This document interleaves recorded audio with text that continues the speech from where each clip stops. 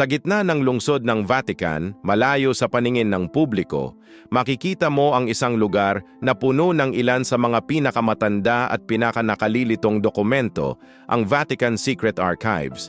Ang pangalang Secret Archives ay ginagamit upang ilarawan ang pribadong koleksyon ng mga dokumentong ginamit ng Papa at ng Santa Iglesia sa loob ng daan-daang taon. Ngunit mayroon pa kayang higit pa rito kaysa sa nakikita ng mata? Ano ang ilan sa mga nakakagulat na sikreto na itinatago ng Vatican, ang Secret Archives? Sabay-sabay nating matutuklasan sa bagong episode ng Kwentong Biblia. Maligayang pagdating! Ang Vatican, higit pa sa pisikal na karangyaan ng Vatican, ay nakasalalay ang isang intelektual na kayamanan na maaaring mas makabuluhan. Ang mga archive ay may tinatayang 85 kilometrong haba ng mga estante, isang testamento sa pag-iral ng simbahang Katoliko sa loob ng isang milenyo. Ang lugar na ito ay hindi lamang isang monumento sa kasaysayan. Ang kasaysayan nito mismo ay makikita sa mga pergamino, balumbon at mga libro. Kung titingnan natin ang mga talaan ng Vatican Secret Archives, maaari tayong maglakbay sa madilim na mga pasilyo ng simbahan na nagbubulungan ng mga kwento ng hindi nakikita, hindi naririnig at hindi alam. Ito ay isang paghahanap na magdadala sa atin sa bangin ng pananampalataya at kasaysayan na nagbibigay liwanag sa mga misteryong nagbubuklod sa puso ng Vatican. Ngunit una, simulan natin sa estado ng Vatican mismo. Ang pagkakatatag ng lungsod-estado ng Vatican ay nagsimula noong Pebrero 11, 1929. Ang pinagmulan nito ay nauugnay sa mga kasunduan sa Lateran noong 1929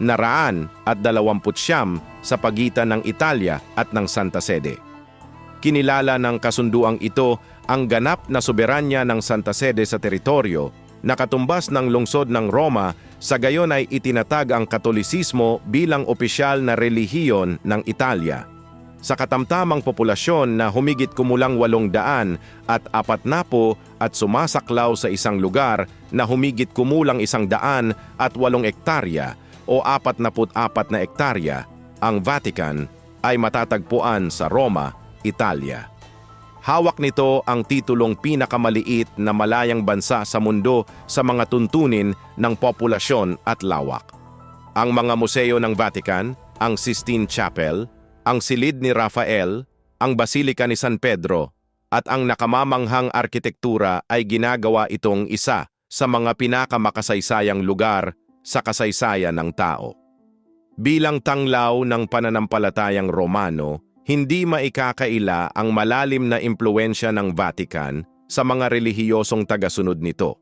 Ang awtoridad ng Holy See ay umaabot sa mga Katoliko sa buong mundo at sa loob ng mga pader ng lungsod. Sa hilaga ng Basilika ni San Pedro ay nakatayo ang palasyo ng Vatican na nagsisilbing tirahan ng Papa. Ang arko, na itinuturing na isa sa pinakamakapangyarihang figura sa buong mundo, ay may malaking impluwensya sa relihiyon. Ang kanyang tirahan, ang Vatican, ay nagtataglay ng pamana ng mga Etruscan, isang mahiwagang sibilisasyon na nanirahan sa gitnang Italia, mahigit 3,000 taon na ang nakalilipas. Sa kabila ng kanilang mga pagsulong sa inhinyeriya, sining at arkitektura, kakaunti lamang ang ating nalalaman tungkol sa kanilang wika o sa kanilang mga paniniwala. Ang pangalang Vatican ay walang ugat sa Biblia, Griego o Latin. Sa halip, nagmula ito sa Diyos ng Etruscan ng Addis, ang Diyos ng banal na komunikasyon at propesya. Dahil naniniwalang si Addis ay nanirahan sa isang kuweba sa ilalim ng lupa, itinayo ng mga Etruscan ang kanilang mga templo sa ibabaw ng mga kuwebang ito para sa pakikipag-ugnayan sa Diyos.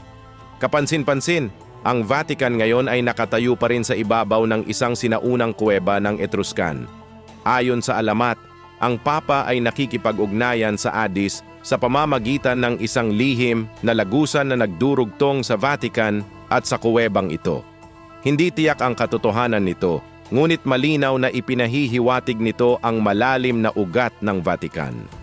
Noong Oktubre 2019, ang Vatican Secret Archives ay sumailalim sa pagpapalit ng pangalan upang maging Vatican Apostolic Archives. Itinatag ni Paul Ikalima noong kalagitnaan ng ika-17 siglo, ang Apostolic Archives, isa sa mga pinakamatandang institusyon sa mundo, ay nagsisilbing sentral na imbakan ng banal na sede para sa mga dokumento, gawa at kilos nito. Ito ay kabilang sa pinakamalawak na archive sa mundo at naglalaman din ng mga personal na talaan ng Papa. Sa ilalim ng kanyang autoridad, opisyal na nagsimulang umiral ang archive noong 1612 noong panahon ni Pope Paul Ikalima. Ang pinakamatandang mga dokumentong kanyang nakolekta ay mula pa noong ika-8 siglo ayon sa opisyal na pahayag. Malamang na mayroon ding mas lumang mga teksto. Noong 1612, iniutos ni Pope Paul Ikalima na ang lahat ng archive ng simbahan ay itago sa isang lugar sa ilalim mismo ng Vatican, at mula noon, opisyal na itong kilala bilang Archivum Secretum Apostolicum Vaticanum. Mula noon, hindi na nito binago ang lokasyon nito. Ang mga archive ay mas mukhang isang kuta o isang bunker sa ilalim ng lupa kaysa sa isang aklatan. Iisa lamang ang pasukan, bagamat may mga pagdududa rin tungkol diyan. Ang Vatican Apostolic Archive at ang Vatican Secret Archive ay dalawang seksyon ng mga archive. Ang unang bahagi na bukas sa mga mananaliksik ay naglalaman ng mga dokumento hanggang ika-20 siglo, simula sa panahon ni Pope Innocent Ikapito. Ang pangalawang bahagi, ang Secret Archive, ay naglalaman ng mga mas bagong dokumento ngunit hindi bukas sa publiko. Kahit na ang Vatican Secret Archives ay pinaniniwalaang nagtataglay ng maraming sikreto at revelasyon, ito ay napakalaki at hindi organisado, kaya walang nakakaalam ng tunay na laki nito. Ang ilan ay naghuhula na ito ay 24 na milya ang haba, habang ang iba ay nagsasabing ito ay kasing haba ng 52 milya. Mayroon din itong 135 magkakahiwalay na koleksyon o fondi na kinabibilangan ng mga bagay tulad ng mga atas ng Papa, mga talaan ng mga kilalang tao at pamilya, at mga dokumento ng mga pinigilan na grupong relihiyoso at monasteryo. Marami sa mga talaang ito ay hindi pa nasuri o naorganisa. Ang pag-access sa ilang mga dokumento tulad ng mga tungkol sa Inquisition, isang grupo sa loob ng simbahang Katoliko na lumaban sa relihiyosong hindi pagsang-ayon, ay mahigpit na binabantayan. Para makita ang mga dokumentong ito, kailangan mo ng pahintulot mula sa organisasyong pumalit sa Inkisisyon, ang Sagradong Kongregasyon para sa pagpapalaganap ng pananampalataya. Sa kasaysayan, ang pag-access sa mga archive ng Vatican ay isang pribilehiyong nakalaan lamang para sa Papa. Kahit ang mga matataas na opisyal ng simbahan, tulad ng mga kardinal, ay hindi ipinagkaloob sa karapatang ito. Nagbago ito noong 1881 nang pinayagan ni Papa Leo XIII ang limitadong pag-access sa mga mayamang mapagkukunang ito. Para makapasok, ang mga individual ay kailangang maging kagalang-galang na mga iskolar na may tahasang pagsang-ayon mula sa mga banal na autoridad ng Vatican, isang prosesong maaaring tumagal ng maraming taon. Ang mga archive ay nananatiling hindi maa-access ng mga mamamahayag, amateur na historiador, estudyante at pangkalahatang mahilig. Kahit para sa mga aprobadong mananaliksik, maraming hamon ang kailangang malampasan. Dapat tukuyin ng mga mananaliksik ang mga dokumentong interesado sila sa loob ng malawak na koleksyon na ito. Hindi pinahihintulutan ng random na pag-browse. Maaari silang humiling ng hanggang 3 dokumento na dapat nilang tukuyin mula sa siksik na katalogo na ibinigay ng mga tagapag-alaga ng archive. habang sinusuri ng mga mananaliksik ang kanilang mga katalogo na makukuha lamang sa anyong manuskrito sa Latin at Italyano, ang mga ito ay pinapanatili sa ilalim ng malapit na pangangasiwa. May mga paghihigpit din sa oras.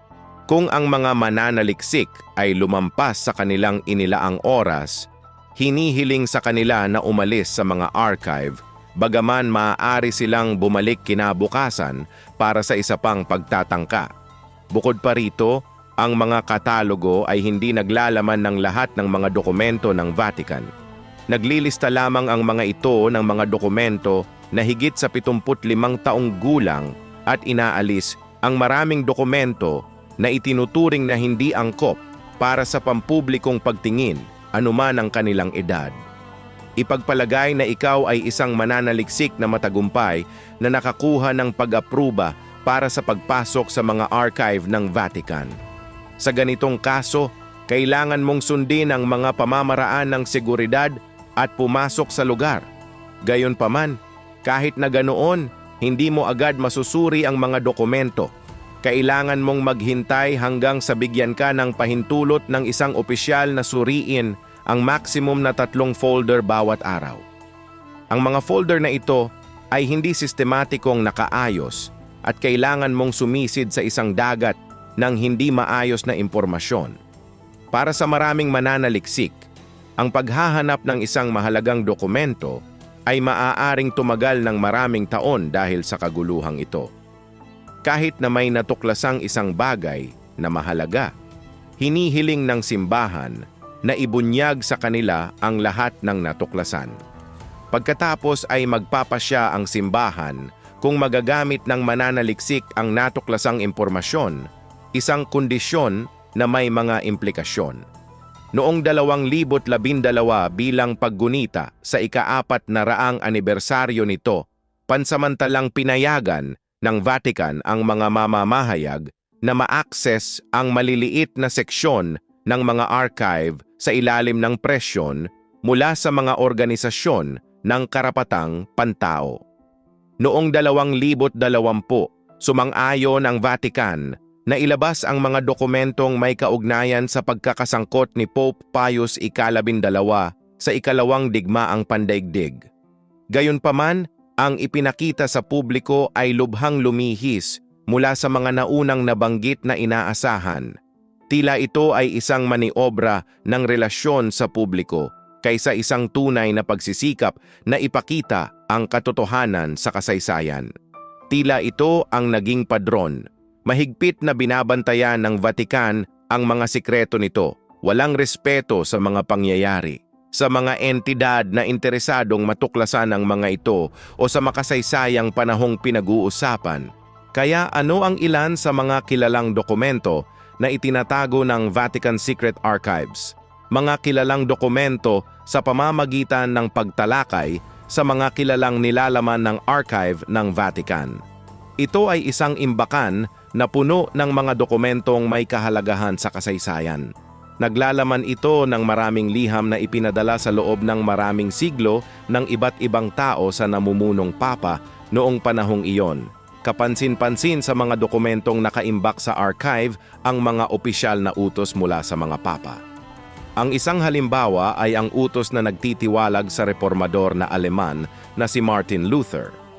Ang isa pa ay ang utos na Inter Cetera na inisyu ni Pope Alexander VI noong 1473 na naghati sa kilalang mundo noon sa mga larangan ng impluensya sa pagitan ng Espanya at Portugal, isang uri ng pasimula sa dinamika ng kapangyarihan noong panahon ng Cold War sa pagitan ng USSR at US. Noong 2001, ang matagal nang nawawalang mga archive ng Knights Templar ay natuklasan sa Vatican. Ang dokumento, isang balumbon na halos 60 metro ang haba, ay nagdedetalye sa paglilitis noong 1307 laban sa mga kabalyerong Templar. Ang mga dokumentong ito ay lubos na nagpabago sa makasaysayang salaysay tungkol sa mga Templar at sa pagkapapa noong panahong iyon. Isa pang mahalagang dokumentong natagpuan sa loob ng archive ay ang sulat kamay na talaan ng paglilitis kay Galileo noong 1633 kung saan naharap siya sa mga akusasyon dahil sa paggigiit na ang daigdig ay umiikot sa araw, isang paniniwala na sumasalungat sa nakagawiang kaalaman noong panahong iyon.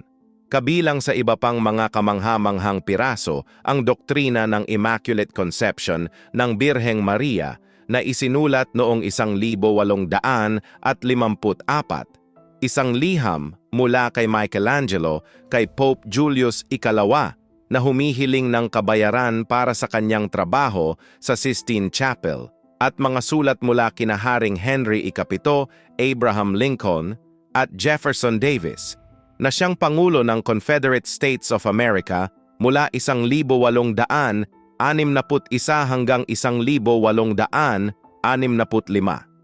Nagpapatuloy ang mga tsismis tungkol sa pagkakaroon ng mga dokumentong nagdedetalye sa tunay na talaangkanan ni Jesus.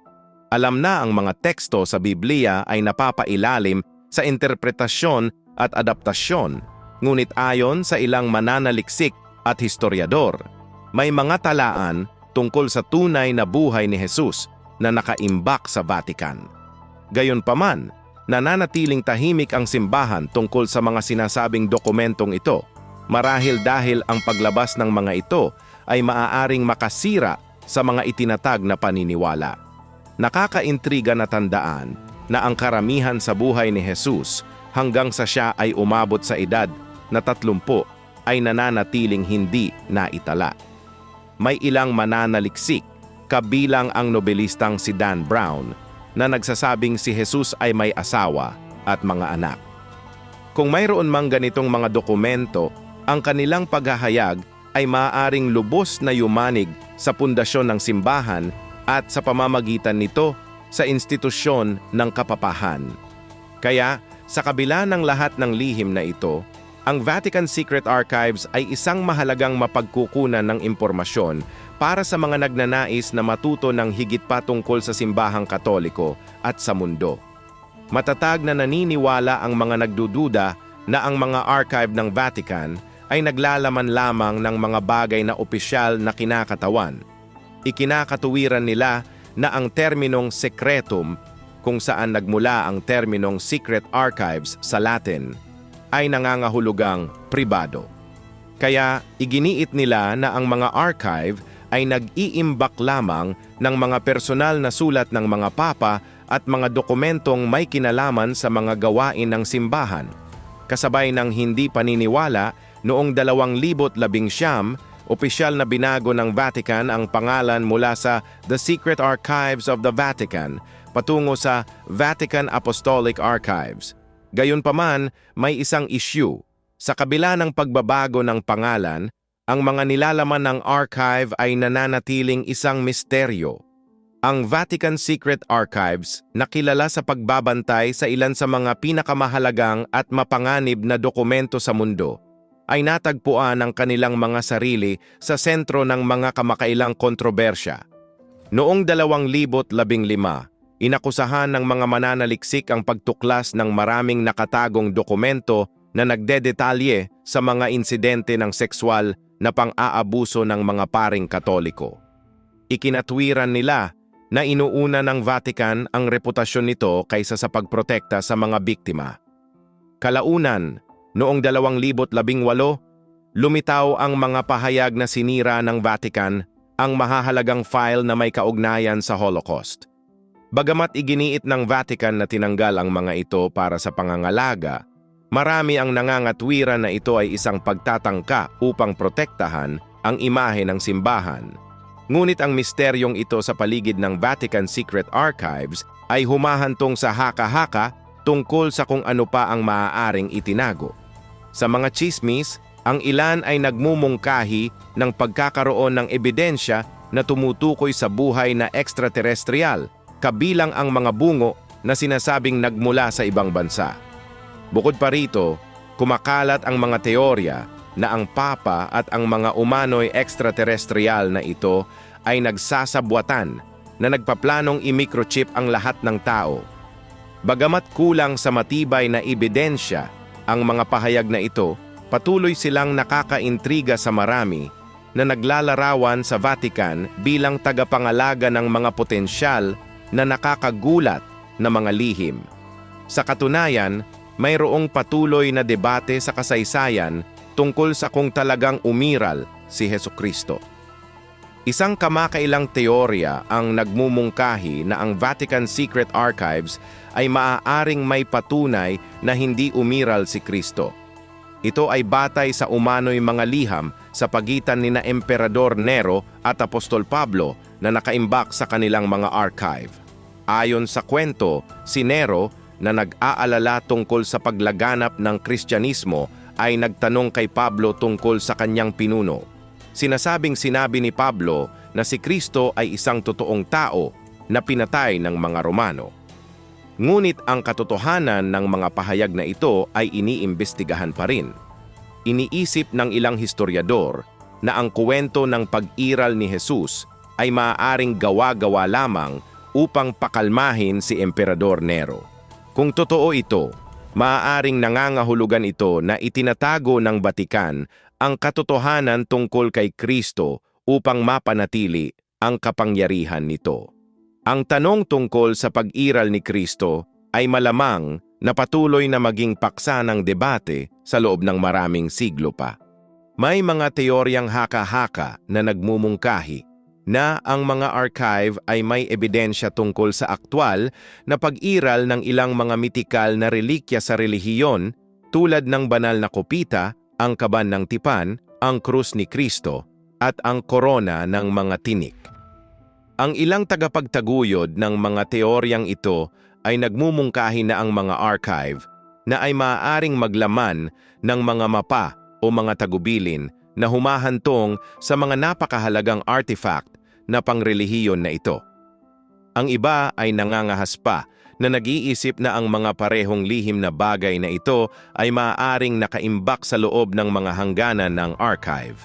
Naniniwala ang mga teorista ng konspirasyon na ang medieval na lihim na lipunan, ang Illuminati, ay muling lumitaw sa mga makapangyarihang posisyon sa buong mundo, kabilang ang mga kilalang papel sa loob ng Vatican. Sa kabila ng pag-aalinlangan, kung isasaalang-alang ang napakalaking kayamanan ng Vatican na nagkakahalaga ng mahigit 30 bilyon at ang napakahalagang koleksyon nito ng sining at mga makasaysayang artifact. Ang ilan ay nakikitang kapanipaniwala ang impluensya ng Illuminati. Ang paniniwalang ito ay madalas na ginagamit upang ipaliwanag ang mga hindi maipaliwanag na pandaigdigang pangyayari. Noong 1750, isang nakakaintrigang sinaunang aklat ang natuklasan sa libingan ni Solomon sa Jerusalem ng mga arkeologo. Bagamat ang aklat ay isinulat sa wikang Hebreo o Aramaic, tila ito ay isang kopya ng isang mas lumang bersyon na posibleng mula pa noong 12,000 o mas maaga pa. Gayunpaman, hindi ang petsa ng paglikha nito ang pumukaw ng interes, kundi ang mga nilalaman nito. Sa loob ng aklat ay may mga detalyadong tagubilin para sa paggawa ng mga mistikal na anting-anting, pagtawag sa mga demonyo at maging ang pagtawag sa diablo mismo. Kapansin-pansin, ang may akda ng aklat ay pinaniniwalaang si Honorius ng Thebes. Bagaman kakaunti ang mga karagdagang detalye tungkol sa kanya. Ang aklat ay pinangalan ng Grand Grimoire at ayon sa Vatican, ito ay nasa loob ng kanilang mga archive. May isang alamat na nagmumungkahi na ang mga archive ng Vatican ay naglalaman din ng mga talaan ng babaeng papa. Di umano, sa pagkamatay ni Pope Leo ika-4, isang babae ang napili upang humalili sa kanya. Gayunpaman, kinailangan niyang sumunod sa isang kondisyon. Kinakailangang magbalatkayo siya bilang isang lalaki at gamitin ang pangalang John Anglicus. Namahala siya ng halos 2 taon hanggang sa matuklasan ng kanyang mga nasasakupan ang kanyang tunay na pagkakakilanlan nang siya ay manganak na mabilis na nagtapos sa kanyang paghahari. Ang mga likhang sining na natagpuan sa paligid ng altar ng katedral ni Apostol Pedro ay naglalarawan ng isang babaeng may suot na korona ng Papa at si Jean Lawrence Bernardini na tinatawag na isang mataas na klerigo na may mukha ng babae sa kanyang dibdib. Ang mga biswal na pahiwatig na ito ay nagdaragdag ng kredibilidad sa alamat na ginagawang isang potensyal na sabwatan. Bukod dito, ang isa sa mga maliliit na kalye sa Vatican ay pinangalanang Via della Papessa na nagbibigay ng karagdagang gasolina para sa mga tsismis na ito. Ngayon, ang isa pang kawili-wiling sikreto na maaaring hawak ng Vatican ay umiikot sa propesiya na nagpapahiwatig ng katapusan ng mundo. Hindi lamang ito haka-haka, ito ay isang aktwal na kababalaghan na nagpilit pa sa simbahan na tugunan ito. Gayunpaman, ang katotohanan ng pagbubunyag ng simbahan ay sinusuri pa rin. Ito ay tumutukoy sa kwento ng lihim ng Fatima. Noong 1917, 3 batang Portuges ang nakatanggap ng malas at mahiwagang mga propesya, kasama ang ilang pagpapakita ng Birheng Maria. Isa sa mga ganitong pangitain ang nasaksihan ng napakaraming tao. Sa kabila ng bahagyang paglabas nito noong dekada 2000, nananatili ang mga tsismis na ang buong dokumentong umano'y nagpropesiya ng mga kapahapahamak na pangyayari ay hindi ipinaalam sa publiko dahil sa nakakagulat na nilalaman nito o bilang isang kasangkapan sa manipulasyon. Ayon sa pahayag mula sa Vatican, ang ikatlong paglilitis ay nagdulot ng ganap na pagkawasak ng isang lungsod na may maraming bangkay sa kalye at inakyat ng Papa ang pinakamataas na burol sa lugar at nanalangin bago pinatay. Ang umano'y pagbubunyag ng sikretong ito noong dekada 2000 ay malinaw na nabigong sugpuin ang mga alalahanin ng mundo. Dahil patuloy na sinasabi ng lahat na hindi ito ang buong katotohanan at na nakita talaga ng mga bata ang pagdating ng Antikristo.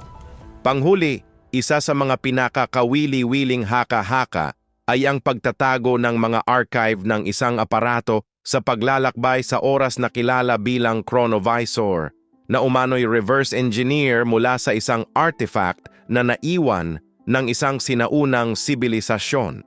Ang palaisipang ito ng mga archive ng Vatican ay nananatiling isang bagay ng patuloy na debate at haka-haka. Si Ernetti, ang sinasabing imbentaryo ng chronovisor, ay nagsabing ang aparatong ito ay nagbigay daan sa kanya upang masaksihan ang mga makasaysayang pangyayari, kabilang ang pagpapako sa krus ni Hesukristo. Si Ernetti mismo ang nagsabi na ipinagbawal ni Pope Pius XII ang pagbabahagi ng mga detalye ng aparatong ito dahil ito ay masyadong mapanganib. Totoo man ito o hindi, hindi natin malalaman, ngunit tiyak na nagiging mas kawili-wili ang mga bagay-bagay. Walang ebidensya ng ganitong aparato ang lumitaw, at si Ernetti ay namatay noong 1900, dala ang anumang mga lihim tungkol dito. Sa kabila nito, may mga haka-haka na ang chronovisor ay nananatiling nakatago sa mga archive ng Vatican, naghihintay na mahukay. Kaya, ito ang ilan sa mga pinakanapapabalitang lihim na hawak ng Secret Archive ng Vatican. Ang nananatiling nakatago sa loob ng mga archive ay isang misteryo pa rin, ngunit malamang na naglalaman ang mga ito ng mga misteryong hindi pa nabubunyag. Dahil sa mahabang kasaysayan ng simbahang Katoliko, posible na ang ilan sa mga lihim na ito ay maaaring maging lubhang kamangha-mangha. At kung ang mga lihim na ito ay mabubunyag kalaunan, maaari nitong baguhin ang ating pag-unawa sa simbahan. Ang Vatican Secret Archives, kasama ang malawak at iba't ibang koleksyon ng mga dokumento, ay matagal nang pinagmumulan ng pagkahumaling ng mga iskolar, historiador at mananampalataya. Ang napakaraming papel nito ay sumasaklaw hindi lamang sa ebolusyon ng simbahang Katoliko, kundi pati na rin sa pagbabago ng lipunan at sa ating pag-unawa sa sansinukob.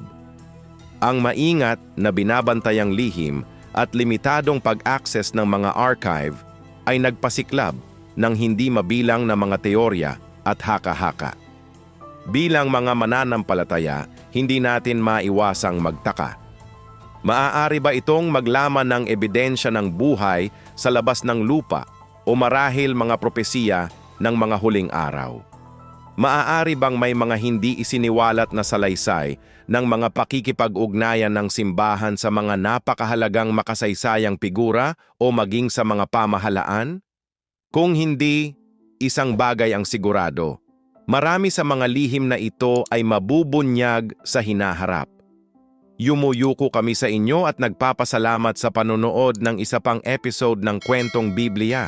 Panatilihing bukas ang inyong mga isipan at hanggang sa muli nating pagkikita,